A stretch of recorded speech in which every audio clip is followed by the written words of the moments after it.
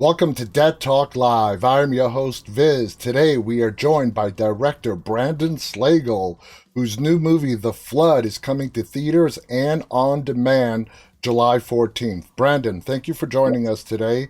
How's it going? Thank you for having me. It's going good. I'm I'm glad to be here because at one point I thought I was going to be in Asia doing another movie, and I'm kind of on hold waiting. So It I worked get to out? talk to more fine people. Yes. It worked out. So let's get right to it. The Flood, I found it really entertaining, a fun movie.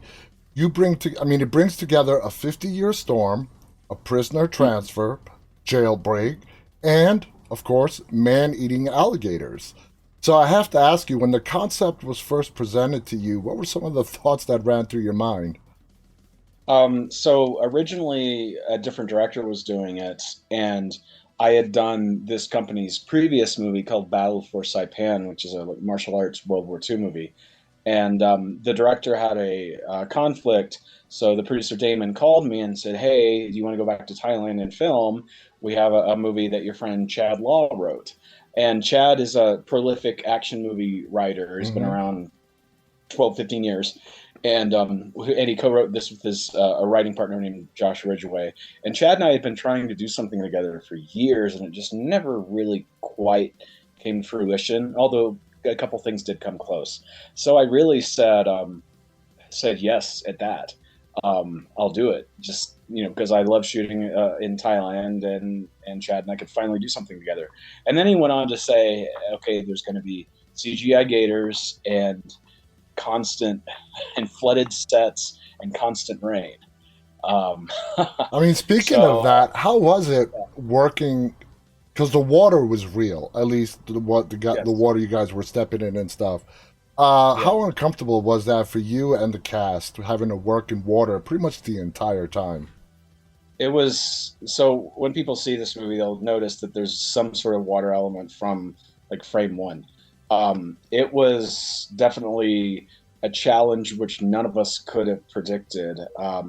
We had, the giant rain machines you see in big movies. We had leaks from the ceilings. We had water bars in the windows, or we had, some type of water element was literally in just about every scene Yeah. of the movie, and even scenes where it's not like visibly raining, the floor was wet, and so on and so forth.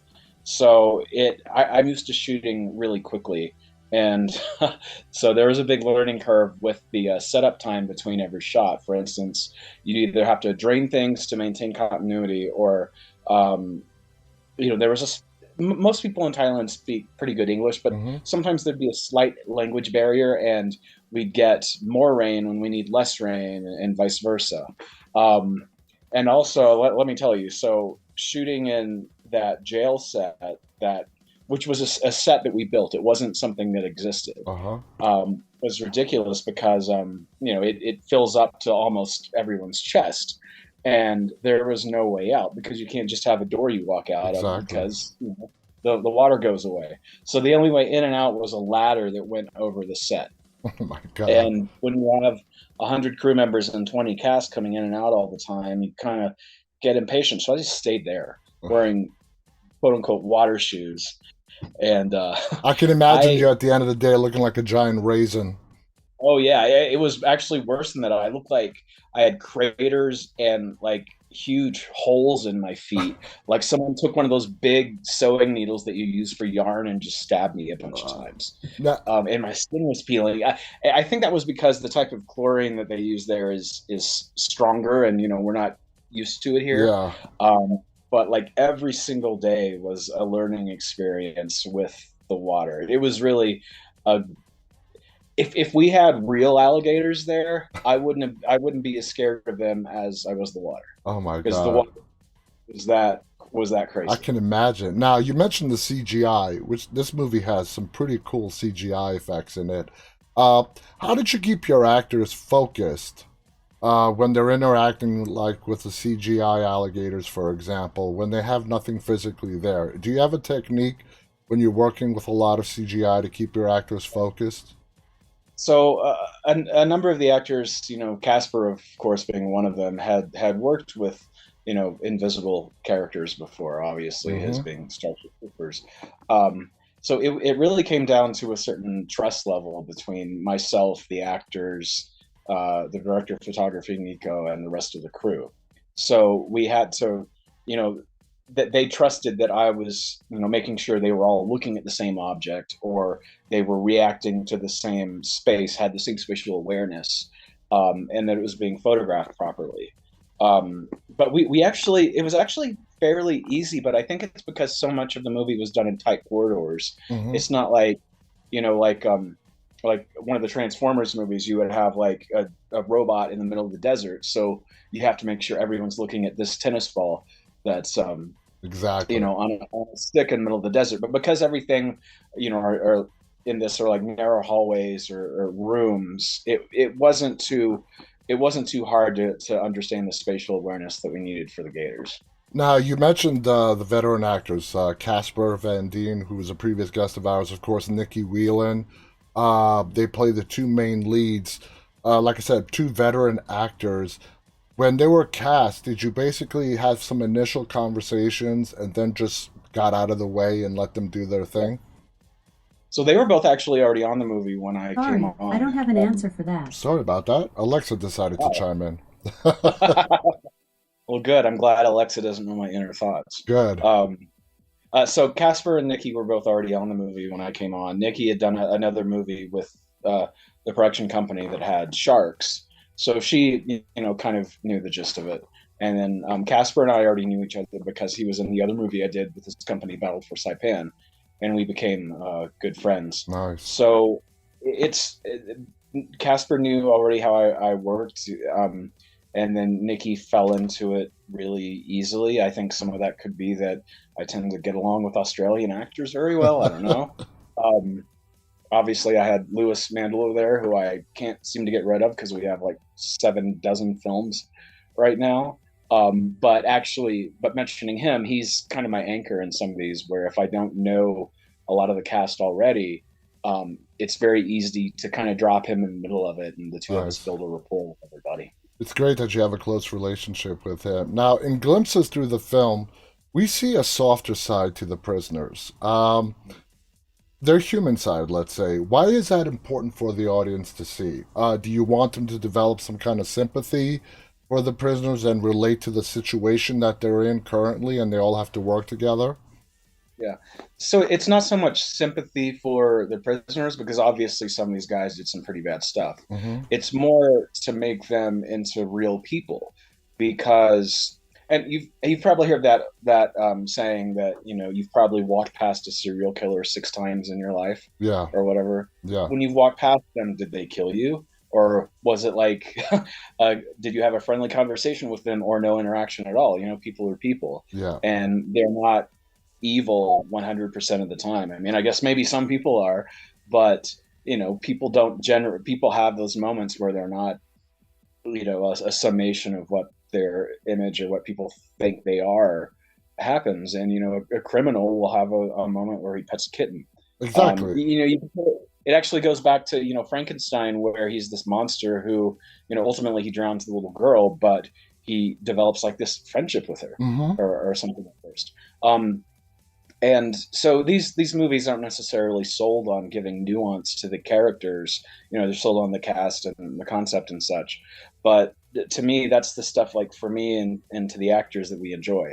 And actually, some of them, like Bear Williams, for instance, who plays Angelo, the tall one, who's in there for Murder One, actually thanked me at the end for allowing them to have nuance. And it's not like big stuff that overtakes the movie. It's just like subtle motions or looks with their eyes or Yeah, things like that.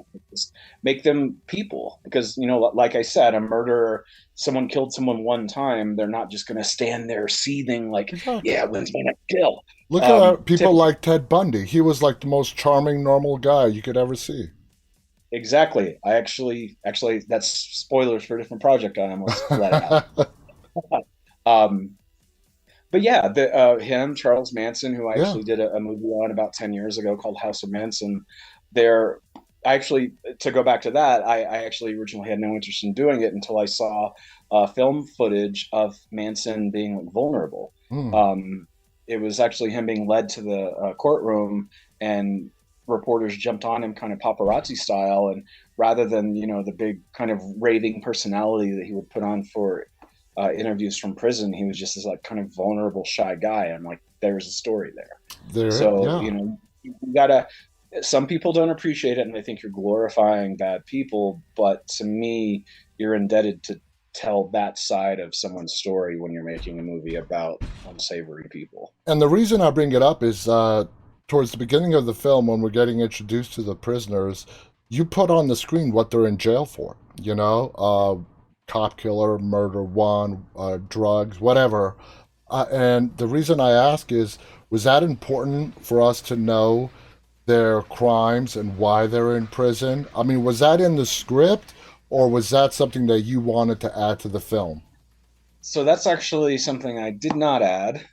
Producers added it. Okay, I think it's because I understand the reasoning. It's because these people are sort of laid out with no context for about 20 minutes of the movie. okay, Um, in my opinion, though, and I mean no ill will, because movie making is a collaborative process. yeah. I felt that the way that I felt their posturing and body language kind of conveyed that these are guys you don't want to mess with. Exactly. I mean, these guys were huge. Now, going to Russell, Casper's character, he is Yeah, a convicted cop killer, okay? yeah, And throughout the whole movie, he is accused as a cop killer by everyone, right to his face. He never denies it, okay? He never tries to proclaim his innocence or anything like that. For you, what message does that convey for Russell as a character? What does that say about him for you? I think he's someone who, and once people see the movie, they'll see more about what you're talking about, and another layer to it. But I think it just shows that he's someone who has accepted the life that he's led. Mm-hmm. And he's one of the characters that rides more of a gray area too, perhaps more so than the rest of them. But he's someone who isn't. He's accepted his fate, and he's going to do his time because he's accepted that he probably messed up. Now, when you were filming him and his scenes with Nikki, did you sort of were you in conflict with yourself as how you wanted him to be portrayed as really sort of a guy knows he's done wrong and is trying to do right? Did you want to depict him just being a kind of bad at first and then softening up? His Mhm. character was pretty smooth and even throughout the whole film, which I Yeah. think was the right way to go. Did you have any conflicts on how you wanted to portray Russell? Not really. And it's deliberate that he's relatively quiet through a lot of the movie, Mm-hmm. which anyone who knows Casper, or spoken to him, or sees him in other things knows that he talks a mile a minute. Um, so it showed a different side to him than you normally see, and I actually think he's very underrated and been able to do a lot of really good like character work the past few years that Yeah. maybe people didn't think he had in him, because he's like pretty guy, kind of looks like a Ken doll, but has this like really cool character actor side of him that I think is really just getting a workout in the last few years. I just spoke to him just a few weeks ago. He's one of the nicest guys. Now we got to Yeah. talk about Nikki Whelan as Sheriff Joe. She is a real badass, and we're not going to give any spoilers, but that's demonstrated in the movie. Um, do you feel she's just a woman sheriff who is always, constantly trying to prove to the world that she has the title of sheriff because she earned it and she Yes. belongs there? Yes. Um, it's very much intentional that her that her character does deserve to be there, Mm-hmm. but as is in the world, sometimes people um, either underestimate her because of her gender, or because her the character's father was the sheriff Yeah. prior. So really, it's obviously she's her father's daughter and earned her position, but people are just skeptical by nature. This could be a whole other show. I got you. um I got you. but yeah, very, very, it's very, precise and intentional that she is presented the way that she is. And actually, the first time you see her doing paperwork in her office, the camera language, like at the end of the scene, she gets up and leaves, and the camera keeps going in on the chair. And that's really my way to show that, this is a position earned. Yeah, exactly. Now, one of the scenes that involved Nikki that really stuck out to me was between her and Kim DeLonghi, Eva, who plays the character Eva. When Eva is has the sheriff and they're going down the steps, and Eva tells the sheriff, I could have been a cop. Okay, I saw that scene. I saw that dialogue between the two of them as the character of Eva sort of saying, she's sort of looking at the sheriff with envy. If I had a Yeah. a happy family, I could have been a cop as well. And it says a Yeah. lot about those two women. What are your thoughts of that dialogue between those two? So we actually shot that scene. I'll say most of the shooting schedule were overnights. We'd shoot like 7 a.m. to 7 p.m. Mm-hmm. And we shot that at the sun was rising at the end of the day. And at the time, all of us were looking at each other like, is this working? Does it seem necessary? And then, of course, later on, when you actually see the footage, I don't know if it was because everyone was tired or we were just kind of out of our heads and, It well, I worked. guess tired. It something about it really clicked. I Yeah, think a lot of it is the way is not so much the dialogue, but their eyes locking and kind of the way they're standoffish, but they're not at the same time. There's almost like a comfort level there, even though there's obviously envy and other things at play.